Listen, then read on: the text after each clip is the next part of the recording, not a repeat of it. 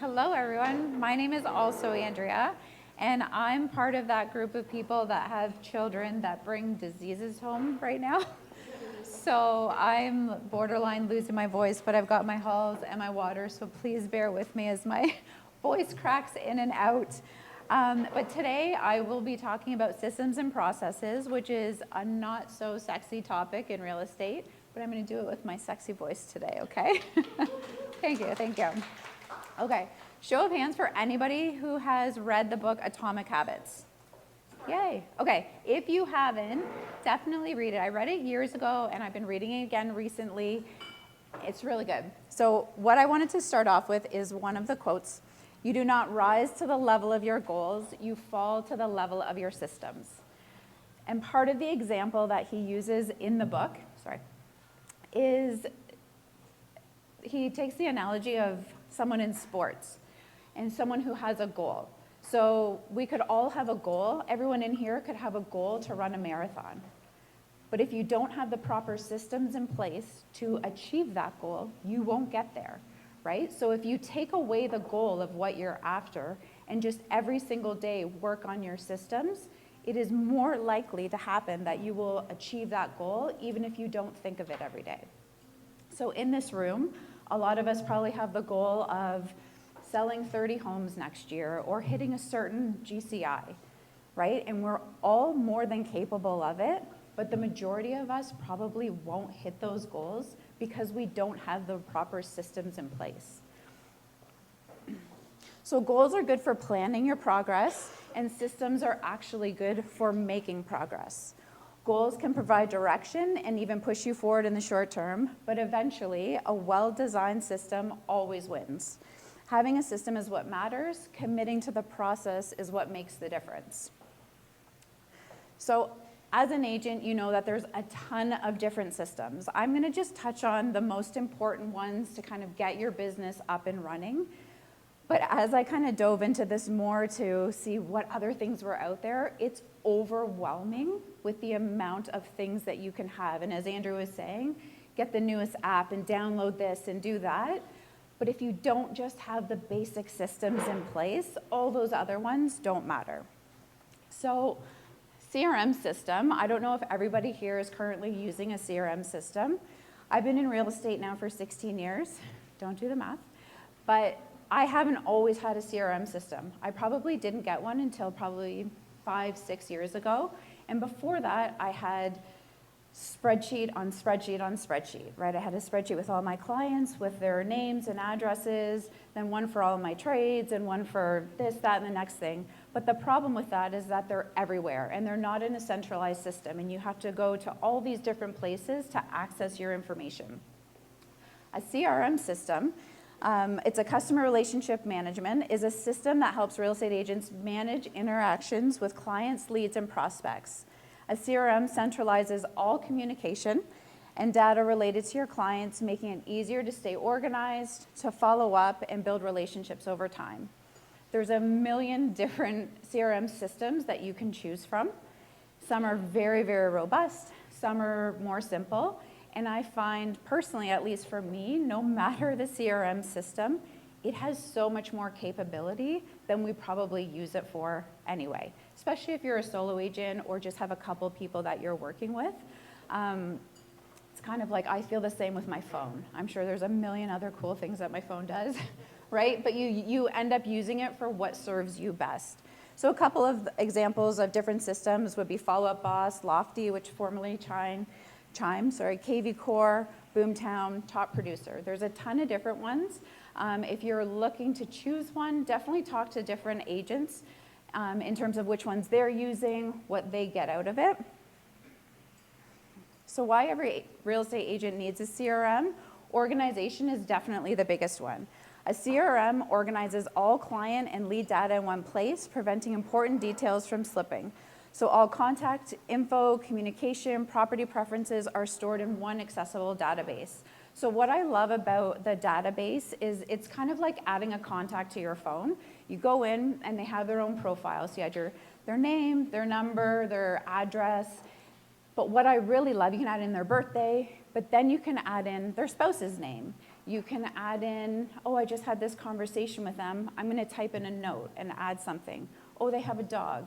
Anytime that you're with your client and they tell you something about themselves that is noteworthy, you can put it in your CRM system and always reference it at a later time. And it just builds like that relationship that you have with your client, because we talk to a ton of different people, and it's as much as we want to say that we're organized and we're going to remember it, we're not, because there's just too much going on. Lead management. So it helps you track leads from initial contact to closed deal, ensuring no opportunity is missed. Automates reminders to follow up with leads based on the stage in their buying or selling process. So although none of us want to admit it, I think at some point in time, we've all not followed up properly, right? We've had missed opportunities because we've forgotten to follow up. Maybe someone reached out from Realtor.ca, they weren't ready at the time. No matter what it is, we never want to have a lead missed. So when you put a lead in your CRM system, you can track where they came from. You can track if they're a buyer, if they're a seller. You can track where they are in that process. And then you can then further search them at a later date. You can add tags. It's pretty complex. I don't want to say complex, but there's a lot that you can add to a person's profile to make it searchable and to make it organized for you to stay in contact with them in the longer term. Relationship building. So supports long-term relationship management by reminding you of important client milestones such as anniversaries, birthdays, home purchase dates, builds loyalty and encourages repeat business and referrals, and maintaining the ongoing communication.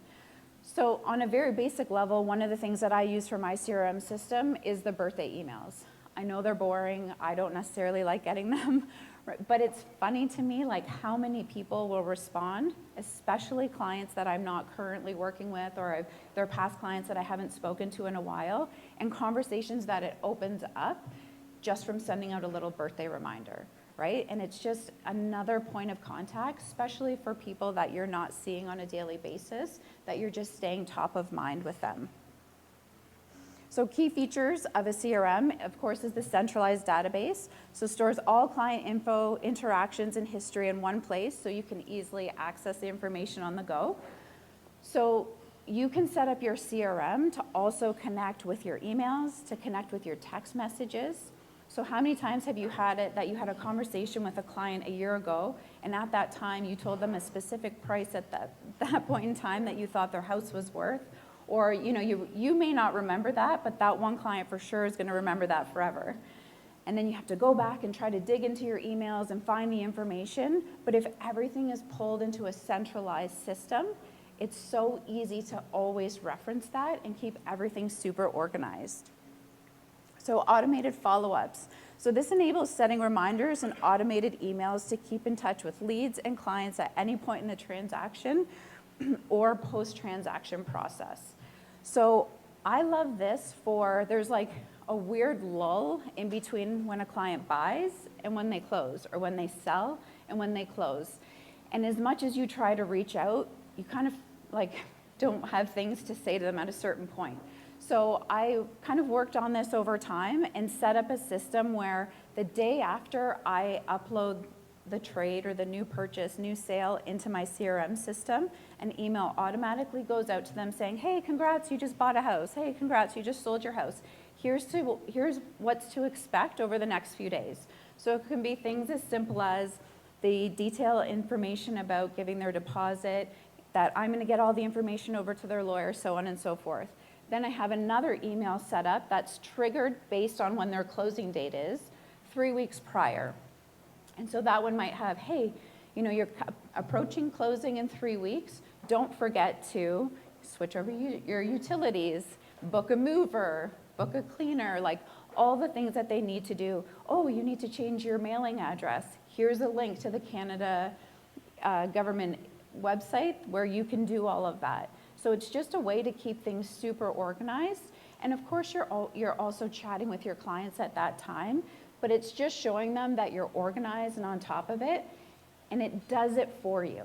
So if you have a really busy week, and even though it's on your to-do list, you might forget to send it out. You know that it's pre-programmed and it's going to be showing up in their inbox. Sorry guys, I'm dying here.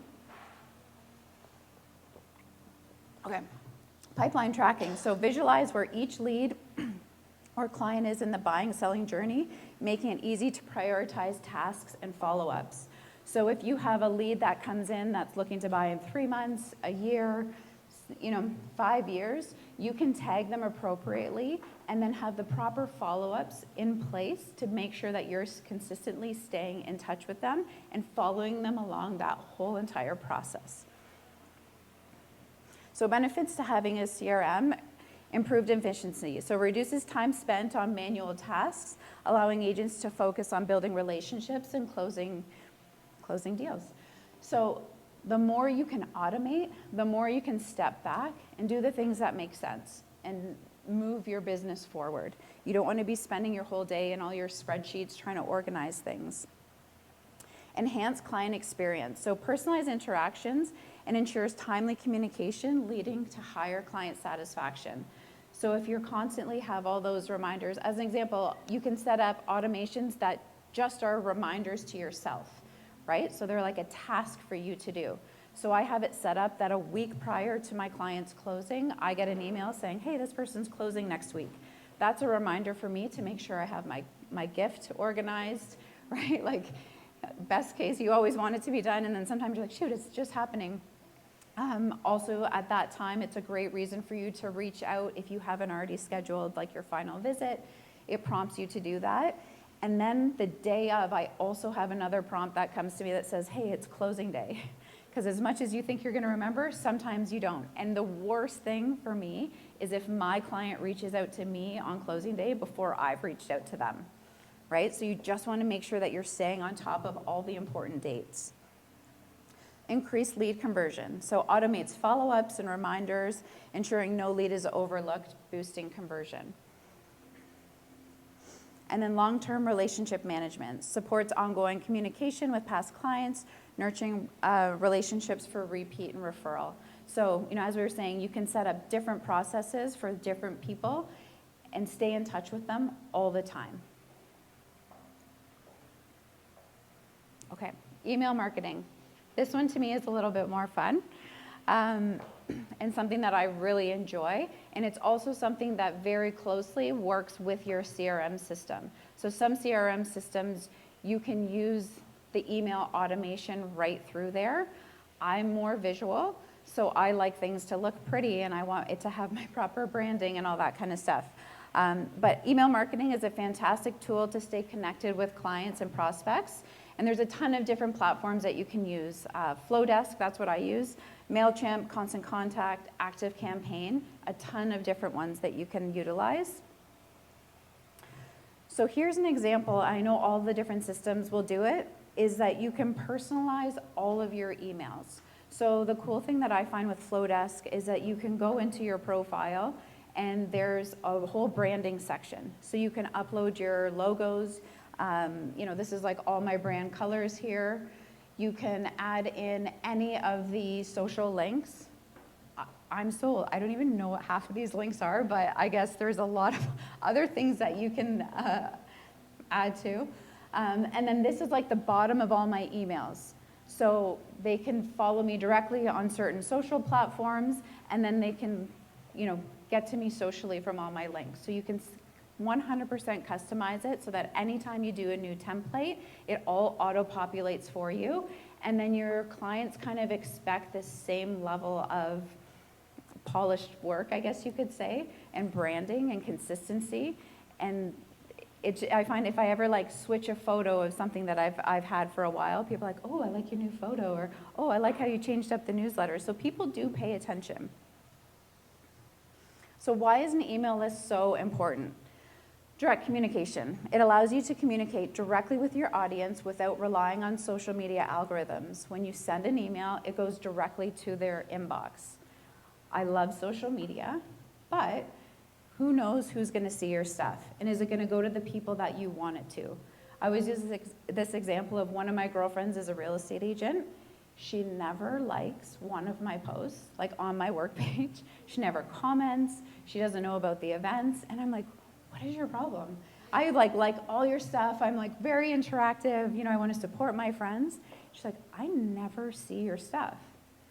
And so like she looks, she's like, no, I'm following you. And I'm like, so that just goes to show, she's obviously not going to buy a house with me, but who knows? You have your clients following you, and are they seeing your stuff? But she opens my emails, right? So I know that whoever I'm sending my email to, of course it's their choice if they're going to open the email or not, but I know that it's going to directly show up in front of them. So builds relationships. Having an email list helps you nurture relationships with potential clients. You can send personalized content, updates, and offers, which can foster trust and loyalty. So I'm sure you've heard it a million times before. One of the most important things that you are trying to establish when you are in a business, especially in sales, is you need to have people like, trust, and know you. So if you're only going to send out an email that has, this is for sale and this, nobody cares. Okay? That is not going to make anybody want to work with you. They have to trust you, so you have to put out useful information so that they know that you know what you're talking about, that you are a professional in your industry. They have to get to know you, right? A lot of my clients are people that are kind of in the same demographic as me, so people with kids, with families. So I use my kids a lot. I know a lot of people don't do that, but like I use my kids in my posts, in my marketing, in my emails, because people are like, oh, she's just like us. She has a family, she's busy, she does all these things that we're doing. So one way that I try to build that know, like, and trust with my clients is on every single email that I send out. So I send out, for my farming areas, I have an email that goes out every Monday morning, and then I send out like a monthly email to my whole entire list. And you open it up, and the top thing is always a picture of me and my family doing something and a blurb about what that was. And there is zero mention of anything to do with real estate. There's no sales thing, don't call me, nothing. It's like, oh, we went to the cottage and we did this, and we went to a pumpkin patch, and oh, we went to a concert. And I honestly drive my family crazy because I'm like, guys, we need a picture. Like, I need to have something for Monday. They're like, Mom, come on.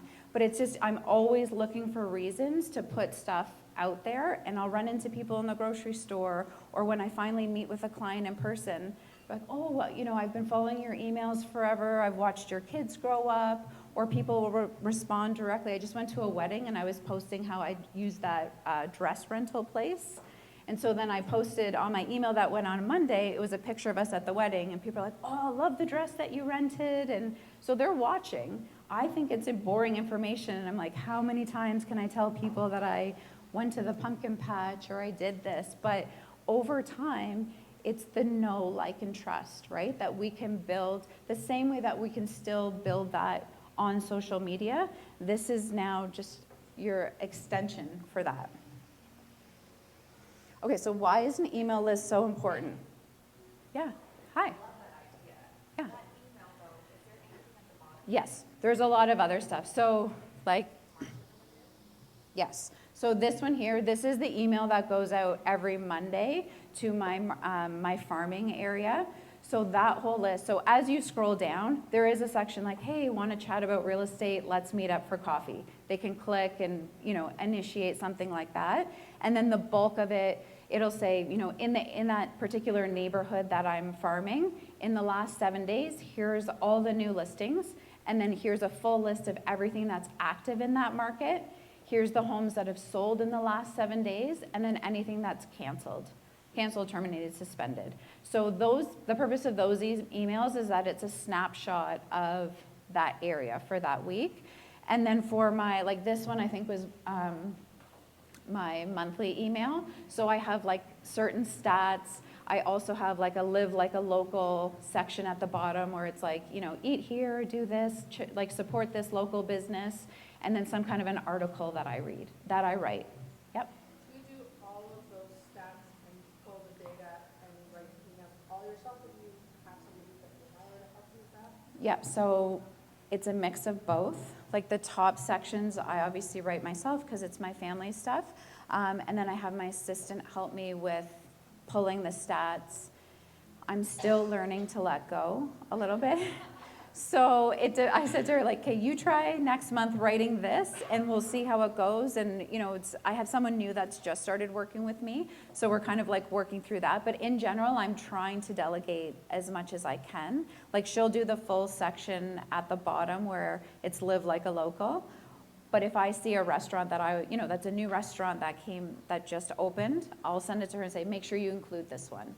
So it's a combination of both. And all the stats and everything that you have about new listings or sold, is that a link or it's like pasted into there? No, it's a link. So it's all like written out. So it'll like say the property address, the price, the square footage if it's detached or semi, and then it'll have like the list date. And then at the bottom, it just says like link preview or something. So they'll click that. And do you know when you can do like the share link, preview link or share? Does anyone know what I'm talking about?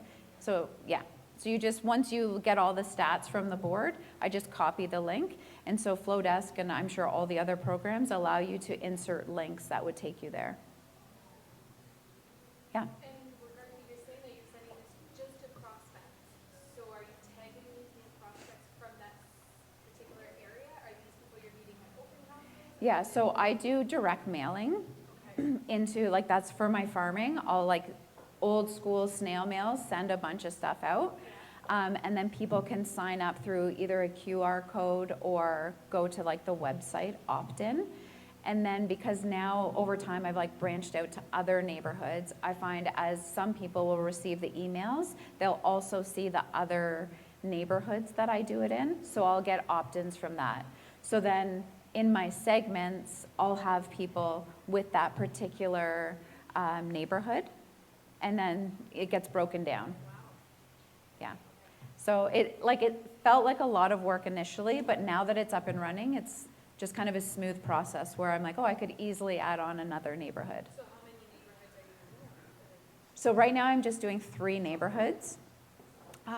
And then they get like grouped into like my larger emails that I get sent out as well. But then they're also segmented into those specific neighborhoods. Good? So sorry, I get the monthly update. Yeah, so those people, they'll get, every Monday they'll get those. And then, they'll also then be on the monthly one. Yeah. Andrea, Yes. as your kids get older, do you recommend renting other kids? Yeah, I'll rent kids because I'm sure well, even now my kids are like, you posted that? I'm like, please don't be those kids that say I can't post stuff. I'm just going to keep riding it as long as humanly possible. Or I'll do where everyone puts like the little heart over their kid's face, but I'm like, I'm still out with my kids doing stuff. But yeah, if you have kids that I could use, that would be great. No shame. So ownership. So the difference, like with this, they always say, well, what if one day you have all these followers on Instagram or all these followers on TikTok, but what if tomorrow your account gets hacked? You see that all the time where people are freaking out or something changes with the platform. You don't own those people. So it's amazing to get followers, but then there needs to be a way that then the people that you've attracted through social media, the ultimate goal always has to be, how do we now get them on our email list? That's like your goal for everything. Get them on your email list because you can blast them as much as you want. What's your opt-out rate? It's really low. So you can't get offended. I also don't have like 20,000 people on my email list either, right? But I think that's a good sign because it makes me feel that the information that I'm putting out is valuable to people. Of course, not everybody opens it, but the odd time you'll get the opt-out, and sometimes people will even call me like, I'm really sorry we're opting out, but I'm like, okay, that's fine. And they're like, oh, we moved here, or like whatever. So yeah, it's actually pretty low, which is nice. But yeah, I always think, and that's the same thing with clients. If someone doesn't want to work with you, great, because those aren't your people, right? So if someone doesn't want to watch my emails, that's fine. Well, it's weird because we just had a big event, a client's event on Sunday, and we sent out the things and we saw that some people had opted out. Mhm. When I called them, they still wanted to be invited to the event. I'm like, you've now opted out of my email, so For sure. am I supposed to call you every time I have? I know, it's really hard to manage because I find recently I've had quite a few listings, which is abnormal to have so many like back to back, and I send out a separate email for that, and I'm like, like I almost wanted to like combine some information because I don't want to annoy people either. But then there's other people when it comes to emails and they're like, we're gonna hit them hard, like 1 email a week or 2, and that's fine too, right? Because then again, the people that really want that information are going to stick with them. I'm on probably 8 million email lists, as I'm sure all of you are. I don't open all of them, but I don't want to unsubscribe because one day that one meal plan is going to come out that I really want, or like that link to those shoes, or like, or that information that I really want, and I like who I'm following. I just might not want to read their emails all the time. But even though I'm not reading them, I'm seeing them. I'm seeing them in my inbox, right? So it's just that like one more reminder that you're seeing them again. So cost effective, email marketing is generally more affordable than other forms of advertising. You can reach a large audience without breaking the bank. So similar to social media, right? Like there's not really a lot of cost involved. You might pay for your Flowdesk or your MailChimp, but it's not expensive, right? It's not the cost of doing direct mailing or something like that. And then measurable results. So email marketing tools provide analytics to help you track open rates, click-through rates, and conversions, allowing you to refine your strategy for better results. So when I was doing this slide, I realized that there's a million more metrics like in Flowdesk that I will probably ever use, but it's cool because it's all there for you to have. So like here's an example of like an open rate on one of my recent emails. And then the click rate also. So I like that for my monthly email that I'm sending out, or even for the one that it's sending out with the properties for that week.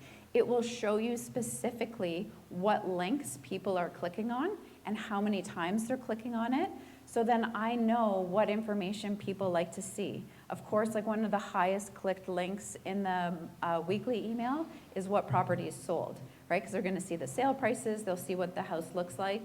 And then I'm always interested when I send out like the live like a local section, like what restaurants get more clicks or what events, or, so it's just kind of an interesting way to see once people open the email, how engaged are they or are they not, and you kind of change that accordingly. So to your question, like one unsubscribe, so it'll tell you at the bottom of every email what that looks like. This was there was like a row here, and that was per contact that I have in there. It shows how many emails have been sent to them, how many opens, and all their metrics for this. So you can kind of see which clients of yours or prospects that are not clients yet are opening it. What was it? Oh, this is a cool one. It kind of shows you the percentage of people that are opening it on their desktop versus their mobile. So you want to make sure that visually it's looking good in both sections, like in both platforms. And in Flowdesk, I don't know if in other platforms, it'll allow you to preview it as you're working, what it'll look like in desktop and what it'll look like on your phone. So you can kind of always manage what that looks like. So there's like a ton of metrics that you can use depending on what you're looking to achieve. So targeted email marketing, you can send targeted emails to deliver personalized and relevant content to different segments of your audience, boosting engagement and conversions. Targeted emailing helps real estate agents nurture relationships, delivering the right message to the right audience at the right time. So this is kind of what I was chatting about before. Once you get a new lead into your system, you can then break them down into different segments. So you might have first-time buyers, you might have sellers. I have it split up where I have, my 3 different neighborhoods. They're also part of segments. Investors, luxury homes, so that you can then send targeted emails. If you have a client that lives on Lakeshore in Oakville, you're maybe not going to send them like an investment property for $500,000 in Thorold, right? Like it's also a lot about knowing your audience and what is going to be most valuable to them. So then you can set up very direct marketing campaigns through your email marketing that's going to be very beneficial to them. So yeah, just quickly, this is like my Alton Village Spyglass. So this is my email that's going to go directly to my targeted areas. This is my weekly email, my monthly email. And then that's an example of like when I have a new listing, it'll be a property. What's really funny is the new listings get the highest open rate of all my emails, because I think people are just curious, right? Of like, oh, I want to see this property. Everyone in my email list, yeah. Yeah, so it's like this, it is separate, but there's some really cool tools that you can have that actually connects it. So I'm looking into like doing a little bit more of this, because it's a process of, you're adding in your new contact into your CRM, but then you then have to go over to Flowdesk, add them in over there, put them in the right segment. But there's an app called, I don't know if it's an app, but Zapier, right? So you add a zap, and so when it's triggered, when you put in your CRM, you can zap it to all different places depending on what you're looking for it to do. So I can do a zap from my CRM that will directly now put them into my Flowdesk. So it's another way to like remove one more step.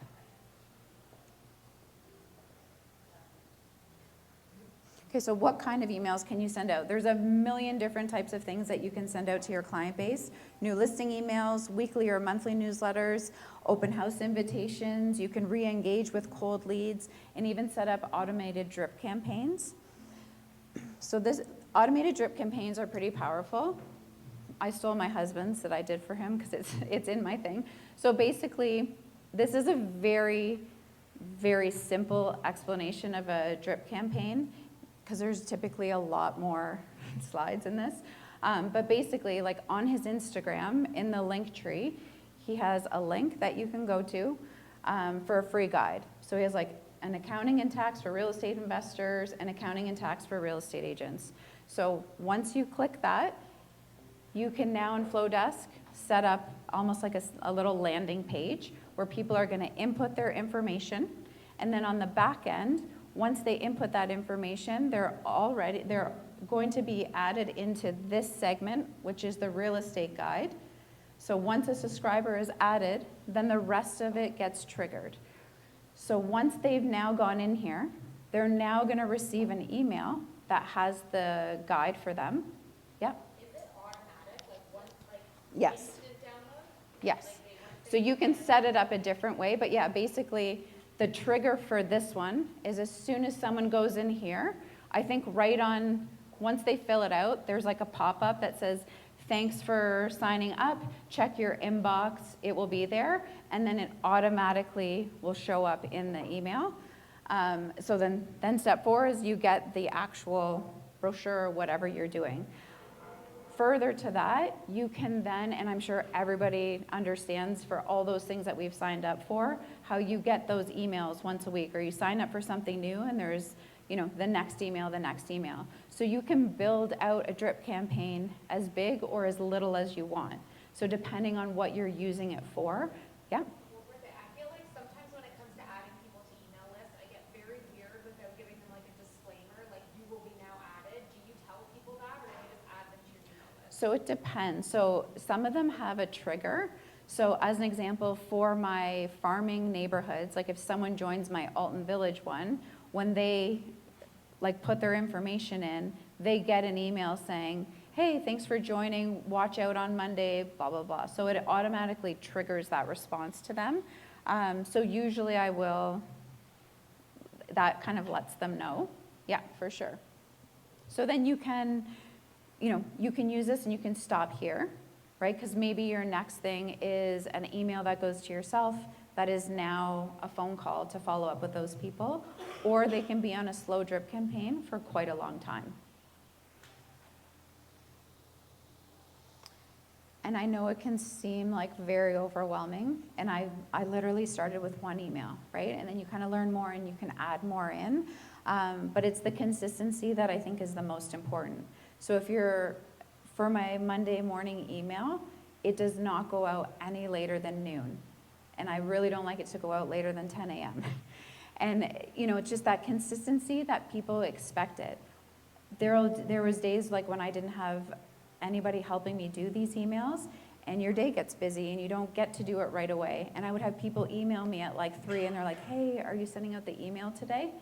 Like, oh, you don't realize that people get so conditioned to seeing that maybe they sit at their desk on Mondays and that's the first thing that they like just scan through, right? So I think consistency is so important. If you're sending out that monthly email, does it go out on the 15th of every month? Is it the 10th? Don't send it like on the 3rd one month and then the 5th, you know what I mean? Like it just, you have to have that consistency for it to make sense. Okay, any other questions about email marketing before I move on? Okay. Appointment scheduling systems. I'm like old-fashioned where I've always loved my day planner. I've finally come into whatever century we're in, and I utilize online tools way, way more. I still really like to buy planners, and then they just sit in my office, and they're pretty, and for a little bit I'll fill them out. But ultimately at this point now, if the appointment is not in my phone, it's being forgotten and it's not happening because there's just too much going on. So Google Calendar is probably, and of course there's like a million different systems when we want to talk about this. We're just going to go over the basic ones here. But Google Calendar is probably the simplest one because it connects with everything. So it keeps all your appointments, meetings, and reminders in one place. It syncs across all your devices so you are always up to date, whether you're at your desk or on the go. You can time block in advance. You know, you can add in, like I have reminders because I have a couple different investment properties. So, you know, I'll preset every single, the 28th of every month, I get a, you know, it's in my calendar that I have to make sure that there's money in that account because my rates are so high that I'm now negative on all my properties. So you can preset it up like that. I love that you can color coordinate. You know, if you want to coordinate with your family for different things, if it's work related or whatnot, it's just really simple. And then a lot of these, they obviously all integrate with your CRM system, with Google Meet, Zoom, Calendly, everything automates. Even Broker Bay, I like when I schedule a showing, I just click add to calendar, so I don't have to manually add in, going out to this property with this person, has all the information in there, and it just syncs everywhere. It's just simple. Calendly, I don't know if anybody's using Calendly, but I think it's a great tool to capture leads. So it allows you to share your availability with clients through a unique link where they can choose a time that works for them. This eliminates the hassle of the back and forth, which is huge for your time because you don't want to go back like, oh, what about 9:30? What about this day? What about that day? It's the worst to go back and forth trying to book something. So you have full control, though, over your schedule with Calendly. You can set buffer times between meetings, limit the number of appointments per day, and choose specific hours that you want to have meetings. So this is just an example of a QR code that I have on like a listing presentation. This link is going to take you nowhere if you actually scan it, because I don't have it set up right now. But basically, this is for like a printed version so that people could scan it if they have the print file. But you can have a, you know, like a clickable link that then takes you to your, it's basically like taking you to a Google Calendar, right, where it shows the specific days that you have. So here's an example of different, you can set up, depending on where you're going to post these different links. Maybe you're just working with investors, or maybe you just want to do something for first-time home buyers. You can have different types of meetings. So like just yesterday, I had someone randomly, like you'll just like wake up and they're like, oh, there's a new Calendly in my calendar, right? And it's someone who had followed me online, went to my profile, went to my Calendly, and we had a call yesterday because they pre-booked it, right? So it's, you kind of like takes that, all that extra work away from you having to do that, and people just show up. It's a really nice and clean system. Zoom, everybody, if you haven't used Zoom now, get Zoom. I just find it's a really simple tool that, you know, depending on the clientele that you're working with, some people it's, you know, they still want to see you face to face, but it allows you to do it at like 8 o'clock at night. Like during COVID, when we had multiple offers, the amount of times that I sat in front of my computer on Zoom and went through offers with clients, right? You can do virtual meetings and just still have that personal touch, all while preserving everybody's time also. And all of these systems, of course, you know, are going to work with your Calendly. You can sync it with your CRM, with Google Calendar. They all just work very closely together. Okay, lastly is processes. So processes refers to the series of systematic steps or workflows that are followed to accomplish tasks efficiently and consistently. They help keep everything organized, make tasks easier, and ensure we provide great service every time. So we can then organize our processes with SOPs.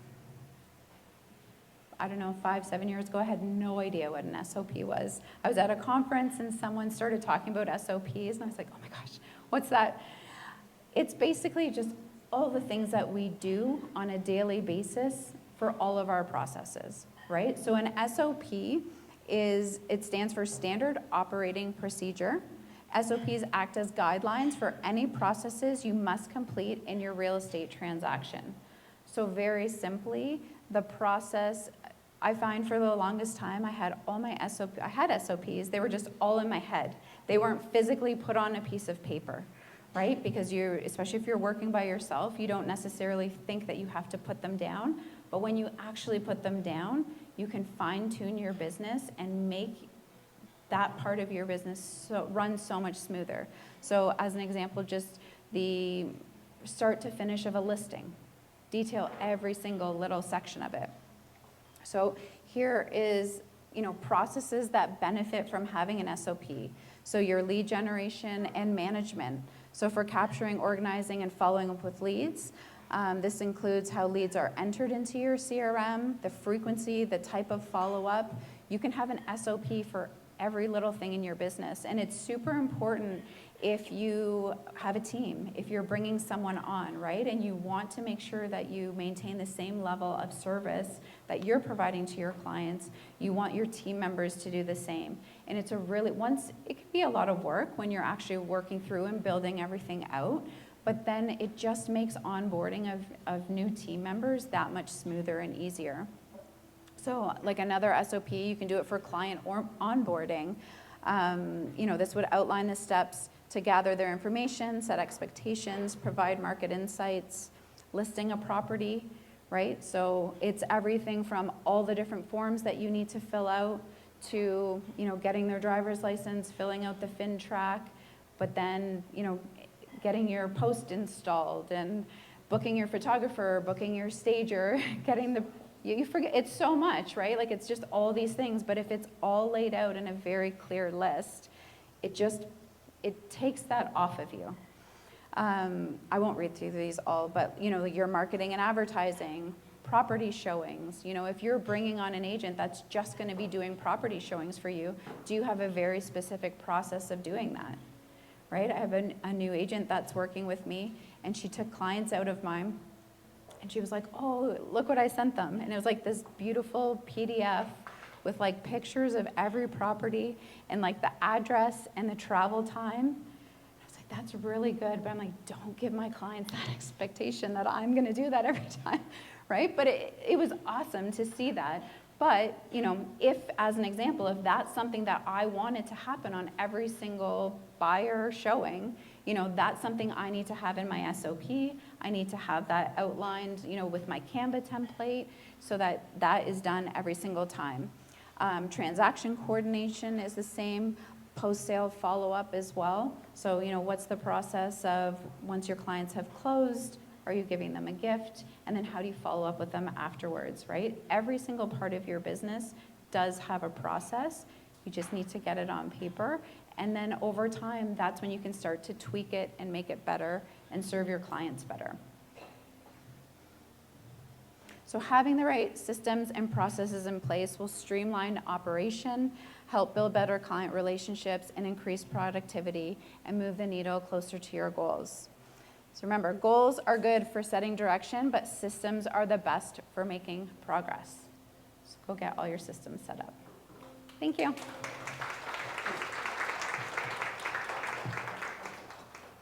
Is it off? You're welcome. Oh, I just turned it on. Do you want this one back? Thank you, Andrea. I think it's worth to say that Andrea, in the last month or 3 weeks, sent out to her sphere 8 just listed. How did you do that? Like, do you send 8 of them at a time, or you send like 6, like 4 and 4?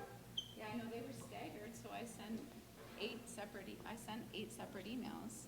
But it also is, so that coincided with, at Thanksgiving, I do like drop-offs to my clients specifically. So I get cupcakes and I like drive to every single person's house and drop it off. And a lot of times, like, those conversations are like, oh, I've been seeing all the emails you're sending out, like, you know, things are really busy. Then that starts conversations about the market, and right. So to a point, I'm like, it's probably so annoying, but I think we think that more of ourselves than what people's perception is. So, you know, worst case, they can unsubscribe, but just send it out and worry about it later. Yeah. Amazing. I just want to add to this, and I think you said it once, but I just want to say that again. When we have one client and we serve that one client, if we don't have systems in place that will allow us to send them messages, that will allow us to send automating birthdays and so on, you basically start your business from scratch over and over and over again. So one client should definitely become you know, more transactions out of that client, and it cannot be just from you talking with them. Of course, call them every quarter. Maybe you find them at the you know, client appreciations and all of that. But all these automations are behind the scenes, seeing your name over and over again. So thank you, Andrea.